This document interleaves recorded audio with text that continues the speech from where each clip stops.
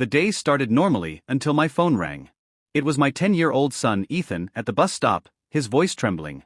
"There's a lady at the bus stop yelling at me about my backpack." I rushed over, withholding my identity, to find Karen Whitfield, HOA president of Oakwood Heights, yelling at Ethan about his colorful Marvel superhero backpack. She cited Section 12, Paragraph 3 of the Covenant.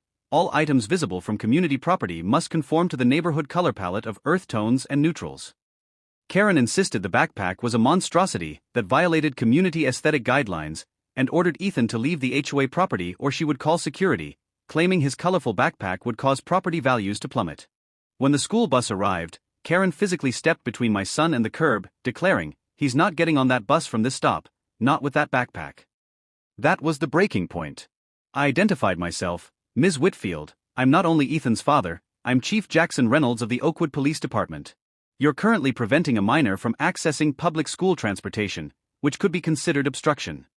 Karen's face flashed with shock, but her indignation returned. She grabbed my arm as I guided Ethan onto the bus. I calmly removed her hand, warning her not to touch me again. She hissed, "You've just made a serious enemy. I'm calling an emergency HOA meeting tonight. We'll see how well your family fits in." I countered her threat by saying I would bring the county code enforcement officer to the meeting, mentioning their interest in reviewing the HOA's compliance with state law. The threat of outside oversight visibly unsettled her. I arrived at the 7 p.m. emergency meeting in full police chief uniform. Karen, surrounded by her board faction, faltered when she saw me. She launched her slideshow, showing a zoomed-in photo of Ethan's eyesore backpack. When she finished, I calmly addressed the room.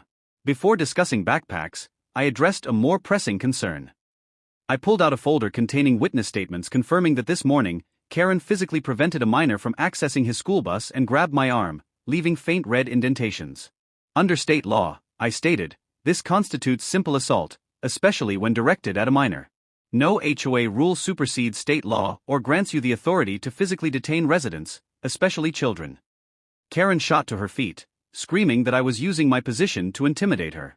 I then delivered the final blow. "I've taken the liberty of inviting County Inspector Davis, who is prepared to conduct a full compliance review of our HOA practices and bylaws." A serious-looking woman in a county blazer stood up. Karen completely lost her composure. In a fit of rage, she grabbed her heavy HOA regulation binder and threw it directly at me. I sidestepped, but the binder struck Inspector Davis squarely in the shoulder. I immediately went into police chief mode. "Ms. Whitfield, please put your hands behind your back. You're under arrest for assault on a county official." Karen's eyes bulged. "You can't arrest me. I'm the HOA president." I calmly recited her Miranda rights and escorted her out. As I took her away, the remaining board members held an immediate vote. By unanimous decision, Karen was removed from her position as HOA president, effective immediately. The following morning, Karen was released on bail, facing misdemeanor assault charges and a restraining order protecting my son and my home. She stumbled out of the courthouse directly into a local news crew. The camera captured her meltdown, ensuring that Karen's reign would be remembered not for community standards, but for her spectacular, career-ending fall.